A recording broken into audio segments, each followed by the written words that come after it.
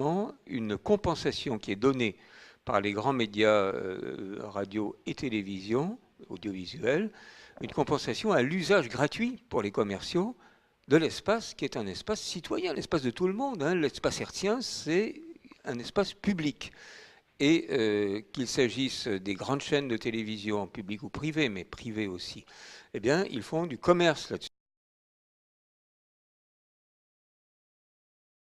Ce fonds de soutien, pour l'instant, il doit être repensé, revu, parce que, en effet, les sommes qui sont données dans le cadre de ce fonds de soutien sont insuffisantes par rapport aux bénéfices qui sont faits par ces grands médias et leur régie publicitaire, et qui sont en augmentation. Il n'y a pas de crise réellement là-dessus, malgré tout ce qu'on entend. Donc là-dessus, il y a pour les radios elles-mêmes déjà une mise à jour des barèmes, de la manière de travailler. Dans le cadre de cette mise à jour, qu'est-ce qui empêcherait, et ça c'est un avis personnel, hein, je ne donne pas une réflexion aboutie vraiment par les fédérations nationales de radio, le syndicat, il y aurait nécessité en effet de se dire de quoi a-t-on besoin, de quoi ont besoin les gens, de quoi on a besoin dans les quartiers pour arriver justement à rendre un meilleur service. Et c'est là en effet que la réflexion commune, à mon avis, doit se développer. En pensant aussi que le fonds de soutien pour l'instant est sur la publicité, je crois, des médias, c'est Oui, ça, oui, c'est qui ça. pourrait être élargi à d'autres formes. À condition d'être assez profondément revu, mais toujours dans cette idée Techniquement, que, c'est possible. bah, oui, mais il faut bien voir qu'il ne s'agit pas d'un don qui serait fait par l'État, mais sous contrôle de l'État, d'une justice finalement qui est faite sur l'usage d'un bien qui est un bien collectif. Et ça, il ne faut pas l'oublier, et on a tendance vraiment à l'avoir perdu de vue. Alors, sur la presse écrite, on t'a entendu tout à l'heure, est-ce qu'il y aurait aussi des revendications de dire aujourd'hui, est-ce que vous, par rapport à cette donnée numérique, tu as parlé que vous étiez sur support papier, je suppose que la question de la donnée numérique, vous y réfléchissez. Est-ce que vous êtes présent, vous avez signé aussi cet appel médias citoyens. Qu'est-ce que serait votre base de revendication autour de ces problématiques? Oui, effectivement, le fonds de soutien, tout en sachant les limites et les difficultés que peuvent connaître les radios libres et associatives, il nous fait envie parce qu'on est effectivement très isolé. On a peu su, les médias citoyens de presse écrite, se mettre en réseau et c'est nécessaire. Et effectivement, il s'agirait de transformer la relation à la puissance publique et d'arriver à obtenir une reconnaissance de notre existence et des rapports avec l'argent public qu'on revendique parce que on pense effectivement qu'on fait œuvre citoyenne à différents niveaux, devrait passer par une aide inconditionnelle. Enfin, après, justement, définition de qui peut en bénéficier ou pas. Donc, je le disais tout à l'heure, c'est vrai qu'il y a des aides à la presse écrite, mais qui sont aveugles. Et il s'agirait de les cibler, de les orienter, de leur donner un caractère préférentiel pour ceux qui en ont vraiment besoin. Il y a effectivement quelque chose à penser sur le soutien à la diffusion et faire en sorte de conserver et peut-être de profiter de la crise de la diffusion de la presse en France pour en faire autre chose et éviter qu'elle ne tombe complètement dans une logique marchande. On voit par exemple le groupe Hachette qui a déjà pris possession de la diffusion de la presse dans les gares, dans un endroit clé. Ce système-là peut demain être généralisé partout en France et c'est un problème. Je pense qu'on a quelque chose à faire passer à ce niveau-là. Et puis il y a un travail de mutualisation aussi. Tout en étant journal de presse, de presse écrite, en ayant envie de rester présent à l'endroit des kiosques, parce qu'on pense qu'il y a moyen de rencontrer un public à cet endroit-là. On est aussi sur Internet, on est aussi sur des radios, et je crois qu'il faut apprendre à mutualiser. Alors, on a aussi, donc je crois qu'il y a des questions Internet. On va prendre un petit temps pour ces questions. Donc, je vais essayer de faire un petit résumé parce qu'il y a beaucoup de questions et de remarques des internautes. Donc, il y a des remarques sur le rôle des médias citoyens dans l'animation des territoires. Il y a aussi des remarques par rapport à est-ce que le média citoyen est un outil de lecture des médias classiques ? Et bon, je reprendrai le micro plus tard pour donner les autres questions. Donc, le rôle des médias dans l'animation des territoires, en fait.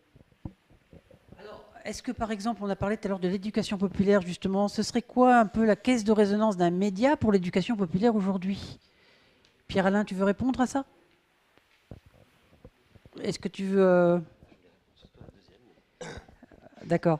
Est-ce qu'aujourd'hui, ou Marcel, qui a parlé des quartiers tout à l'heure, aujourd'hui, c'est ce journalisme citoyen, cette expression des habitants, des invisibles, est-ce que ça, on a parlé de médias d'intelligence collective, est-ce qu'aujourd'hui, ça a du sens de ramener cette visibilité des propositions des territoires, indépendamment des filtres traditionnels qui existent? Marcel.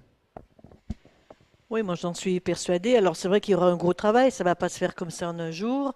Il va falloir vaincre des résistances justement d'aller s'exprimer devant des médias. Il va falloir aussi, je ne sais pas si vous avez regardé sur la 2, le samedi à 13 h, il y avait Mon œil qui a été remplacé par un reportage et c'était sur la Savine samedi dernier. C'est vrai que ceux qui ont participé à ce reportage, on a vu quelques instants les jeunes à la fin qui allaient à l'Assemblée nationale, alors qu'eux, ils ont passé 8 jours avec les journalistes. Et c'est vrai que mon ami donc du CCO qui a participé à l'organisation de ce reportage disait que ça avait été dur pour les jeunes de se voir que quelques instants, alors que tout le reste du reportage c'était bien fait. C'était un reportage honnête sur la Savine, les difficultés des habitants, etc. Donc c'est vrai qu'il va falloir aussi à la fois avoir des personnes qui ont de la facilité à s'exprimer, qui vont peut-être envahir, et d'autres qui ont beaucoup de choses à dire et qui n'osent pas. Est-ce que vous pensez, Marcel, par rapport, on a parlé de journalisme citoyen, finalement la tradition de ces mouvements d'éducation populaire, ça a toujours été d'apprendre à faire. Oui. Et est-ce qu'à l'âge de ces réseaux sociaux, vous ne pensez pas aujourd'hui qu'il y a une nouvelle génération d'activités qui peut naître dans les usages?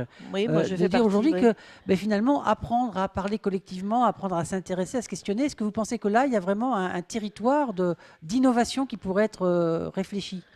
Moi, je pense que si l'éducation populaire manque ce coche, hein, comme ça a été à l'époque quand on a fait, y compris dans les radios locales, de participer à des reportages ou quand on a fait des photos. Autrefois, on avait des ateliers de photos historiques, etc. On verra plus les jeunes si on fait pas ça. Puisqu'ils vivent que comme ça, ce qui est normal. Hein. Moi, j'ai des petits-enfants, donc je ne critique pas du tout. Dans le 13, ils ont tous un ordinateur, donc ils savent s'en servir facilement. On a ouvert aussi des endroits où les mamans ou les grands-parents peuvent aussi apprendre à servir d'ordinateur pour faire le lien avec les enfants.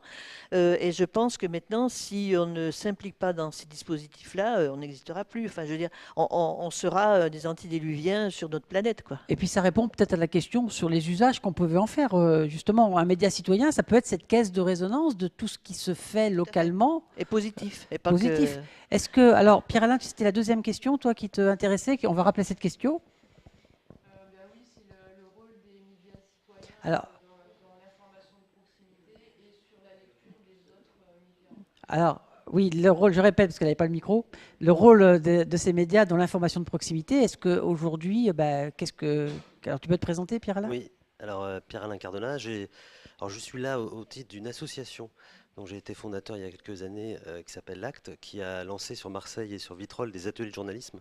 Et c'était pour répondre sur la question de comment justement faire en sorte de pouvoir donner des outils de compréhension. Association d'éducation populaire et on le revendique, mais avec un enjeu immense, qui est aussi un enjeu démocratique, comme ça a été dit, c'est-à-dire qu'à un moment donné, au lieu d'être un consommateur de médias, comment justement donner des outils de compréhension, comment lire, comment apprendre à lire, et après évidemment, comment apprendre à s'exprimer aussi, et donc à construire ses propres médias. Oui, il ne suffit pas de comprendre aujourd'hui les médias, il suffit aussi d'apprendre à interagir dessus, à faire. Tout à fait. Et c'est pour ça que l'atelier de journalisme qu'on a initié sur Marseille, la méthodologie est assez simple, c'est qu'on pense que le métier de journaliste est un véritable métier et qu'à un moment donné, nous, Association d'éducation populaire, on construit un projet avec un partenariat entre des journalistes professionnels, un animateur d'éducation populaire, un public, et qui, dans une démarche pédagogique, avec quelque part, non pas des cours comme on peut l'entendre à l'école de journalisme de Marseille, mais quand même une démarche pédagogique avec des journalistes. Journalisme citoyen et journalisme éducation populaire, on va dire, d'activité, journalisme citoyen, c'est une différence d'approche. quand on va à l'école de journalisme, on apprend à faire quoi? Et si on est journalisme citoyen, on apprend à faire quoi? Alors c'est un vrai débat. Et alors nous, c'est clair qu'on a la terminologie journalisme citoyen, on ne se l'est pas accaparé au départ, parce que justement, on a fondé ce projet avec des journalistes professionnels qui, à l'ère du numérique et de la diffusion de blogs et